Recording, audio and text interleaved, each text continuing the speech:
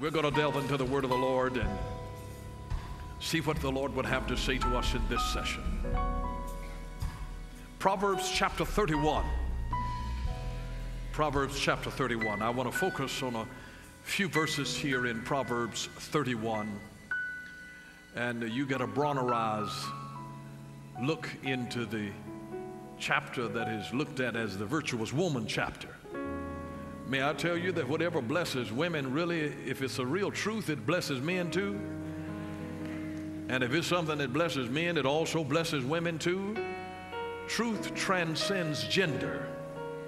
It transcends gender. Proverbs chapter 31, beginning with verse 16. Notice the word of the Lord.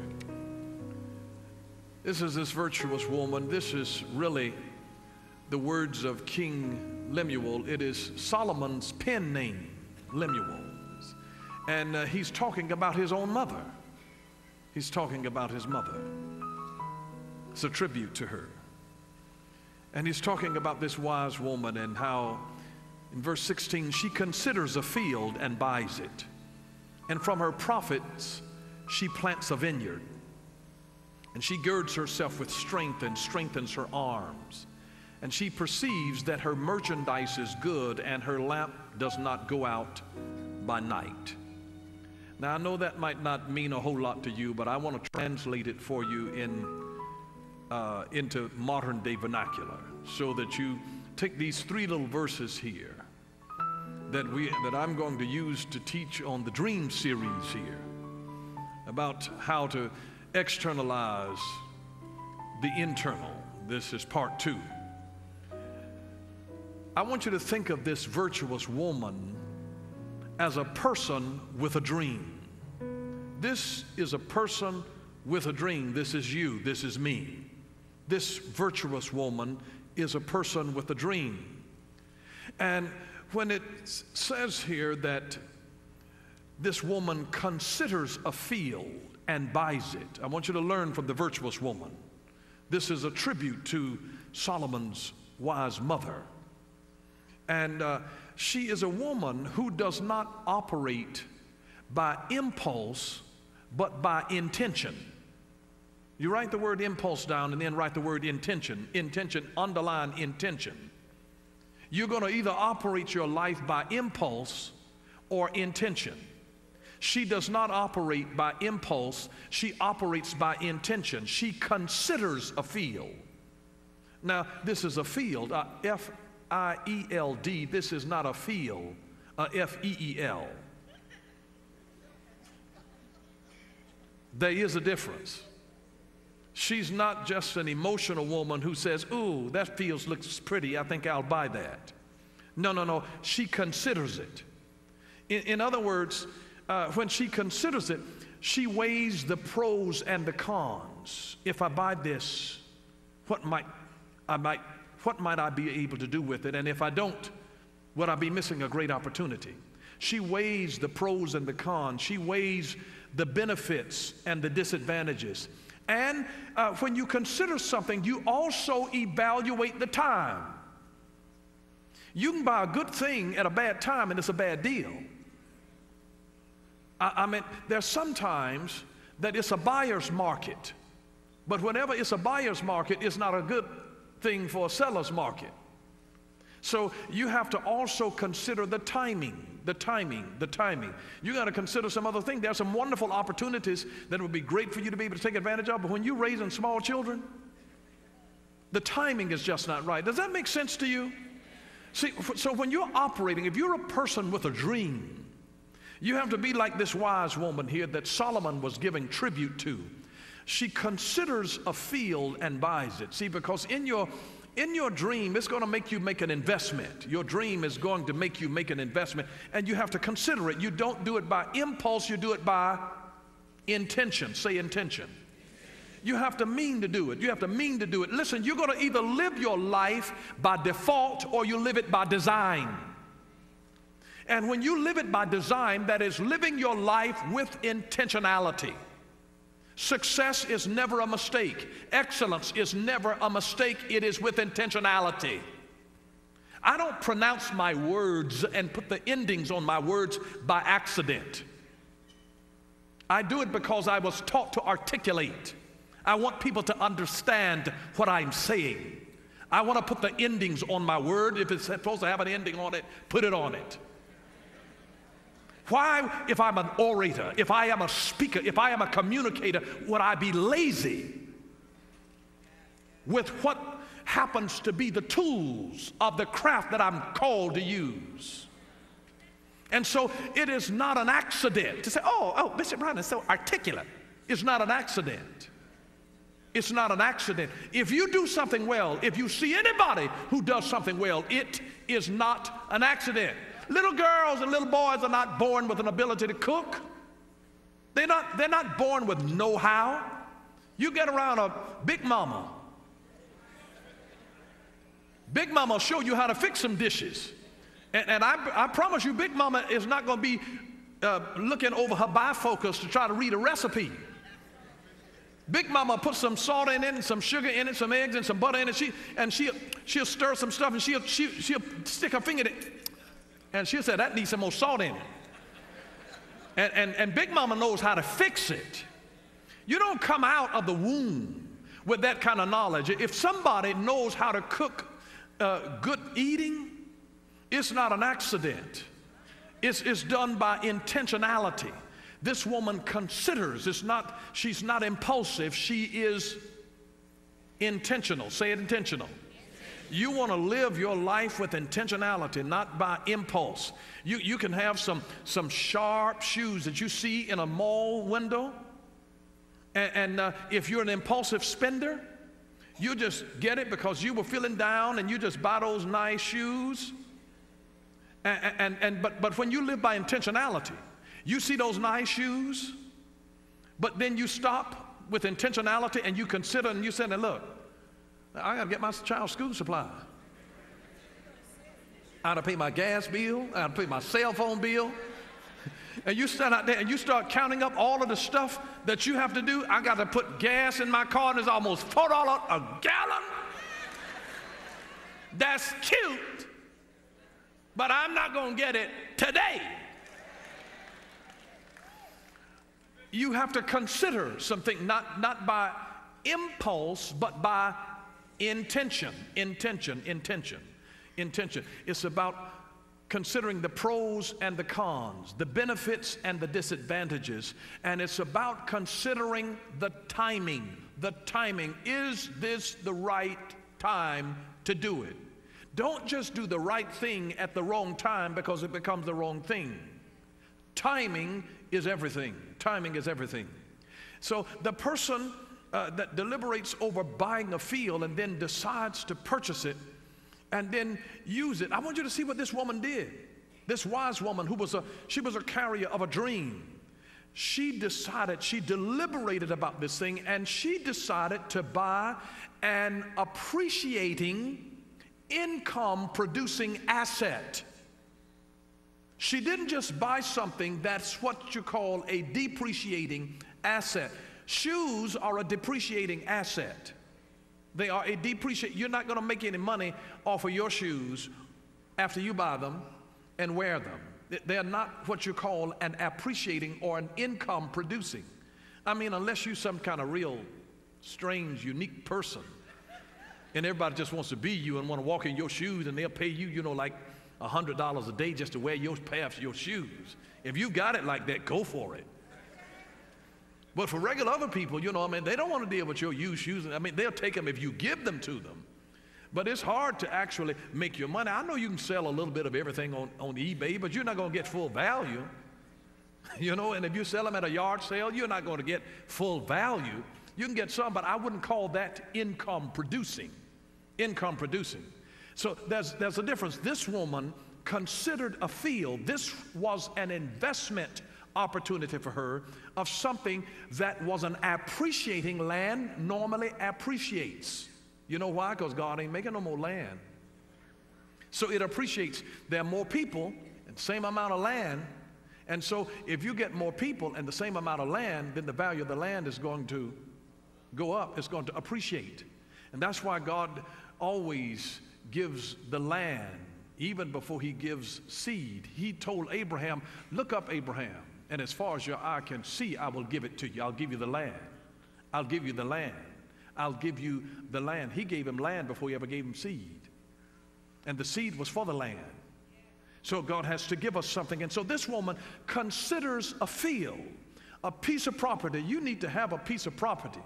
Don't rent everything all of the days of your life. It ought to be your goal. Let it be your dream. Own your house. Own a piece of land. Own a piece of a field somewhere. Own it. Let that be a part of your dream. Let it be a part of your dream. It was a part of this woman. She considered a field something that was appreciating in its value, and it was an income producing asset. Now notice, this dream carrier, she then used her profits. I want you to notice, it says from her profits. That's how I know that it was a profitable thing from it. Notice the second part of verse 16. From her profits, she plants a vineyard. This is a brilliant woman. This woman takes the profits and then she expands her business. You take your profits and reinvest them in your business to make your business stronger. There are people who take the profits from their business and start living high on the hog. But you reinvest a portion of your profits back into your business to strengthen it and to prepare for its expansion. You have to finance growth. Anytime that you're going to expand, it will cost you. It'll cost you. When you have to buy more equipment, more machinery, more land, more space, it will cost you. So you have to be able to take from something that is already produced, set it aside, and notice from her profit she plants a vineyard. She plants something else that is productive, that is also income producing and income saving. Because if you plant a garden, not only can you sell the produce that comes from the garden, you can eat from the produce. And let me just tell you, if you get the seed and sow it in your own ground and then raise it, harvest it, it's cheaper. Do you know the Burpee Seed Company? They said that $50 worth of seed will produce $1,250 worth of produce. $50 worth of seed. That's the return on it. This woman considered a field, and then she takes from the profits and she plants a vineyard. You see how brilliant this woman was? Now, I'm just unpacking this for you, Bronner style, okay? As a business mind, I just want you to look at this and to see I didn't get this out of anybody's Bible commentary. This is a biblical business perspective of this woman who was a dreamer, and she had a dream on the inside of her, and she considered this field. And then notice what it says in verse 17. I want you to see how brilliant she is, because you're going to need these keys for your dream. She girds herself with strength. To gird means to clothe. That means you don't put clothes in you, you put clothes on you. That means that you surround yourself with people who have strengths in the areas of your weakness. She girds herself with strength. Come on, don't be shy. She girds herself with strength. She girds herself with strong people. People that are strong. Insecure people will gird themselves with weak people to make them look good, so they stand out as the smartest person. But when you have a security and know who you are, you don't have to be the smartest one when you're the boss. You really don't. You don't have to be the smartest one. The smart bosses hire smart people.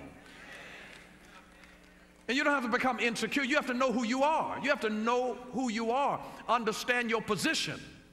I mean, a parent can give birth to a child that's a genius. Does that mean that the mom and daddy start bowing to them and asking the genius child everything that needs to be done? No, dad is still the head of the house. No, mama can still spank you behind and put you to bed. You know, so it has nothing to do with being the smartest. It is where you are positionally. You can know stuff but don't have the authority to do it if you don't have the position. It's one thing to confuse a charismata gifting with a doma gift. A doma gift is a ruling gift. When I'm set in this house as the bishop, the set man in this house, I'm the senior pastor here. There can be folks in the congregation that have gifts that run rings around me. They can do all kinds of things, but God called me as a dome of gift here. And so it doesn't matter. It doesn't matter. And so I can be free to engage them and dialogue. I'm not made insecure by gifted people. I know who I am. I understand my position. When you understand that you're a dome of gift in the house, you don't have to be made insecure by other folks with charismatic giftings. To say that, oh, so-and-so is just so smart. No. If you just engage them, just let them use their gifts for the glory of God. This was a wise woman who girded herself. She surrounded herself with strength. I want you to see that. And then notice, she strengthened her own arms. She surrounded herself with strong people. You surround yourself with strong people, you'll be challenged to become strong yourself.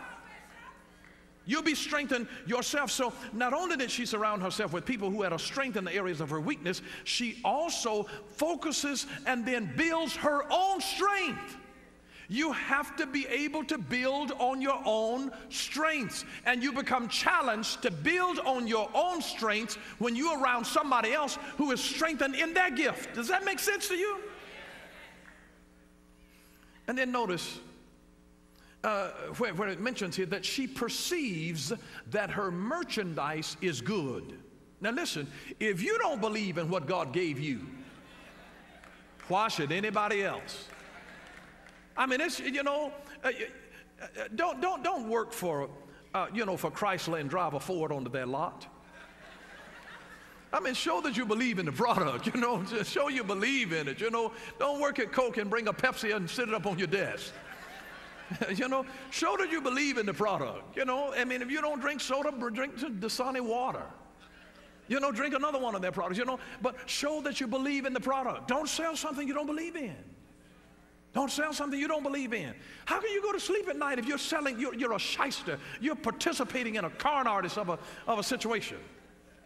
I don't want to be a part of selling you something. How can you form your mouth? I wonder sometimes, how could these people allow them to pay them to do this commercial? Yeah, they knew this stuff didn't work.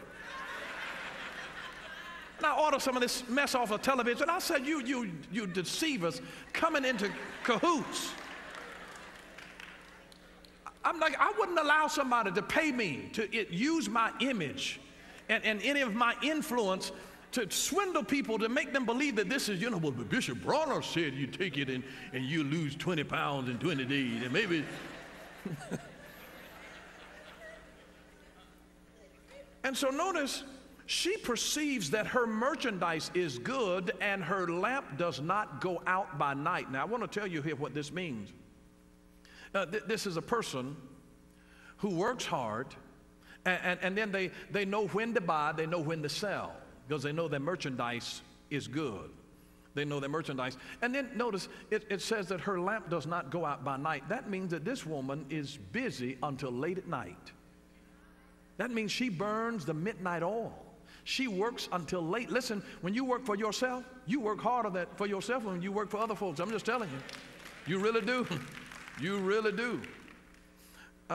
Columnist Ann Lander, she wrote that rose-colored glasses are never made in bifocals because nobody wants to read the small print in dreams.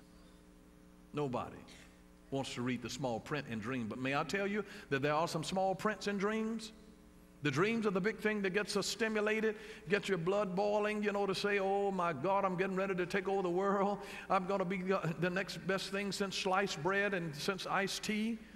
And you may think that you're going to be God's gift to the world, but you better read the fine print.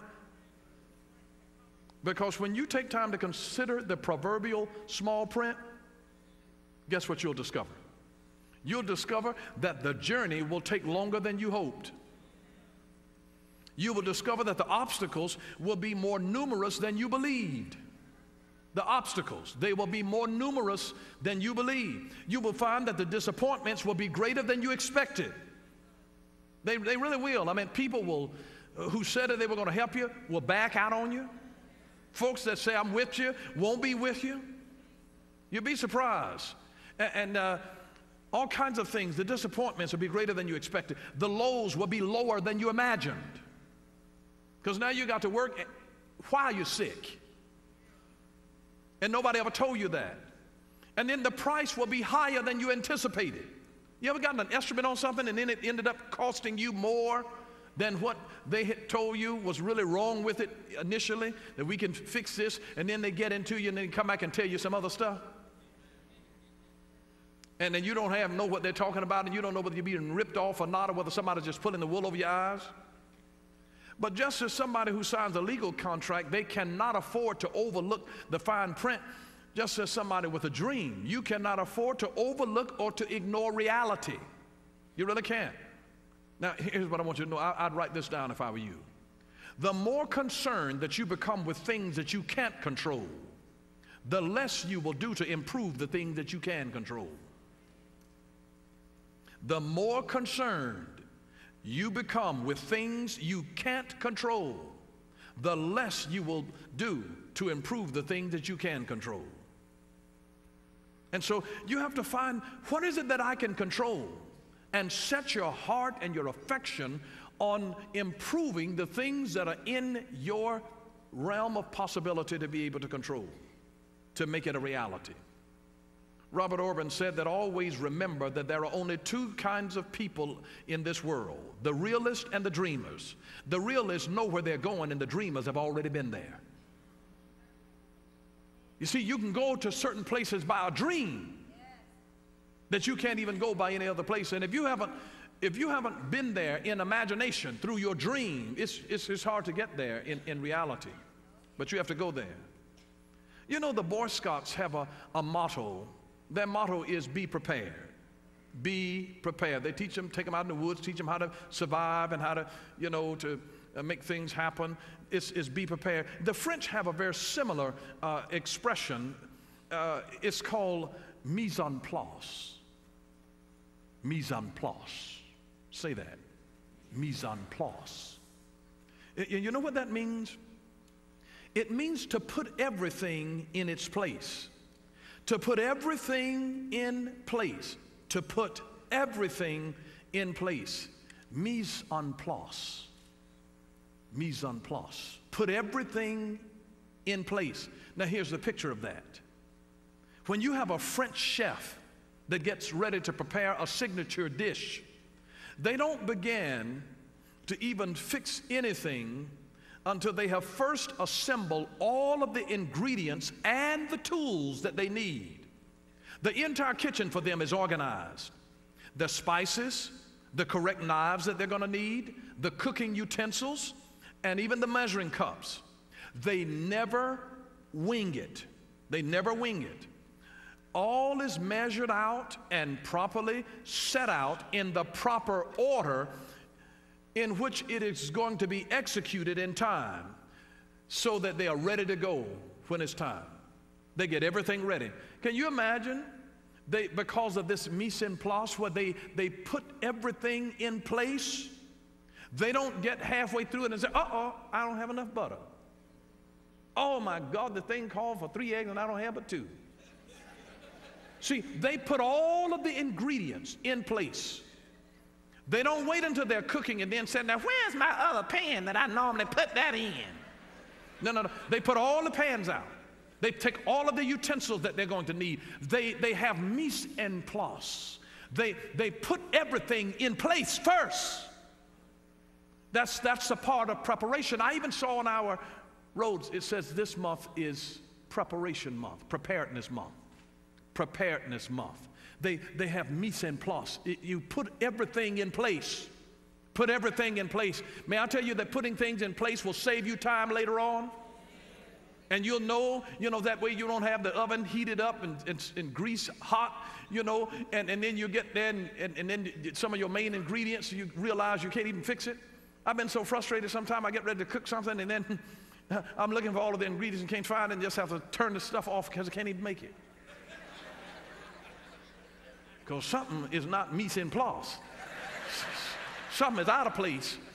You got some missing ingredients, but when you do mise en place and you put everything in place, all of the ingredients, all of the spices, all of the knives, all of the cups, all of the measuring cups, all of the pans that are going to be used, all of the stirrers, you put everything in place, your timer, everything that you're going to need, you put it mise en place, you put it in place. You put it in place. Somebody got that word tonight, mise en place. Put everything in place. Put everything in place. Before you begin, put everything in place. You keep getting up 1,000 different times. Now, where's my pen? Put everything in place. You'll save so much time the next day if you'll mise en place the night before. Put your keys over here where you can find it. You're going to get up in the morning like a chicken with your head running, looking for your keys and your glasses and your pocketbook and your shoes. Mise en place.